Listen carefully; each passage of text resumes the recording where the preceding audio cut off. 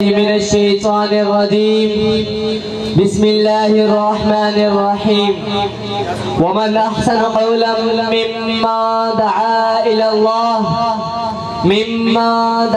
إلى الله وعمل صالحا وقال إنني من المسلمين صدق الله العظيم. وقال النبي صلى الله عليه وسلم بلغوا عني ولو آية او كما قال علیہ السلام. پلٹ دی جس نے کایا ایک نظر میں بزم ہستی کی، پلٹ دی جس نے کایا ایک نظر میں بزم ہستی کی. کوئی اعجاز تھا یا عزم مردان محمد کا، عرب کا ذرہ ذرہ آج تک سرشار وحدت ہے، عرب کا ذرہ ذرہ آج تک سرشار وحدت ہے. کبھی گردش میں آیا تھا وہ پیمانہ محمد کا.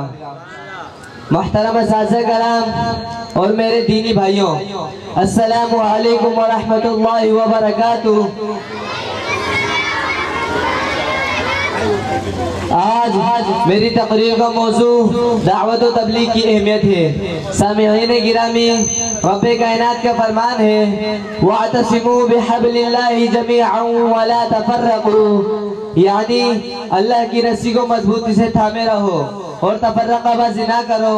مفسرین اسی آیت کے ذیل میں لکھتے ہیں کہ اللہ تعالیٰ نے عبارت الناس کے طور پر مسلمانوں کو ایک جماعت بنانے کا حکم دیا، اور اسی آیت میں رب ذوالجلال نے جماعت کا منشور بھی متعین کر دیا، وہ ہے حبل اللہ یعنی قرآن مجید. اب رہی بات کہ اس جماعت کا کام کیا ہوگا، خود رب کائنات نے اس کا اعلان کر دیا کنتم خیر امت اخرجت للناس تأمرون بالمعروف وتنہون عن المنکر وتؤمنون باللہ، یعنی تم بہترین امت ہو جو نکالی گئی ہو لوگوں کی نفع رسانی کے لیے.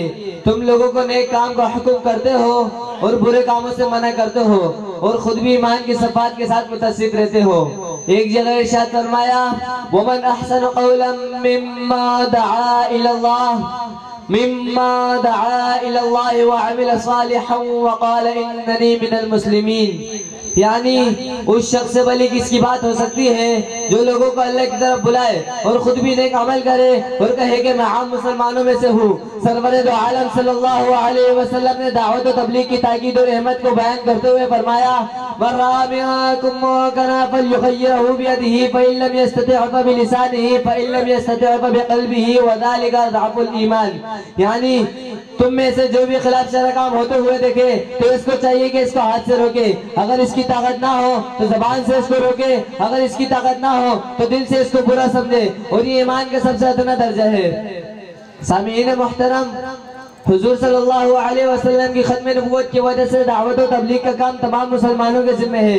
چنانچہ صحابہ، تابعین اور تبع تابعین نے اس فریضے کو حسن اسلوبی کے ساتھ انجام دیا، جس کا بیان ثبوت تاریخ قرآن اور طرف عالم میں پھیلے ہوئے ان بزرگ ہستیوں کے مقبرے ہیں جو فلیبلغ الشاہد الغائب پر عمل کرتے ہوئے اقوام عالم میں پھیل گئے. پھر زوال مسلمین کی وجہ سے یہ فریضہ کچھ زمانے تک رکا رہا. اللہ تعالیٰ مولانا محمد الیاس رحمت اللہ علیہ کی قبر کو نور سے بھر دے. انہوں نے اپنی کاوشوں اور جہد و مسلسل کے ذریعے دعوت و تبلیغ کے فریضے کو زندہ کیا اور اس میں ایک نئی روح پھونکی جس کی چمک دمک آج تک ہندوستان سے لے کر یورپ اور افریقہ سمیت دنیا کے 180 ممالک میں نظر آ رہی ہے. اور آہستہ آہستہ وہ فضائے اور ماحول بھی بنتے جا رہے ہیں جو صحابہ کرام کے دور میں تھے، اور دعوت و تبلیغ کی محنت سے وہ اخوت اور بھائی چارہ دیکھنے کو مل رہا ہے جس کا صحابہ کرام کے زمانے میں دور دور تھا. سامعین مکرم، اگر اللہ تعالی کی رضا و نصرت حاصل رہی تو وہ دن دور نہیں جب پوری دنیا میں علوم محمدی کا بول بالا ہوگا اور اسلام کا جھنڈا ہر سو لہرایا جائے گا. بس اسی دعوت کی فکر کے ساتھ میں اپنی تقریر کو ختم کرتا ہوں. آخر میں شاعر کہتا ہے وفا کے پھول ہر ایک گام پر بچھائے چلو، وفا کے پھول ہر ایک گام پر بچھائے چلو، لہو کے دیپ ہر ایک موڑ پر جلائے چلو. میرا لہو میرے عالم میں واپسی کے لیے، میرا لہو میرے عالم میں واپسی کے لیے پکارتا ہے تمہیں فرض مصفی کے لیے. بہار دین محمد کی تازگی کے لیے، بہار دین محمد کی تازگی کے لیے اٹھو سفینہ عالم کی رہبری کے لیے. بھور میں کشتی ملت ڈگمگاتی ہوئی، بھور میں کشتی ملت ڈگمگاتی ہوئی، بڑھو کے سامنے جنت جگمگاتی ہوئی. وما علینا الا البلاغ المبین.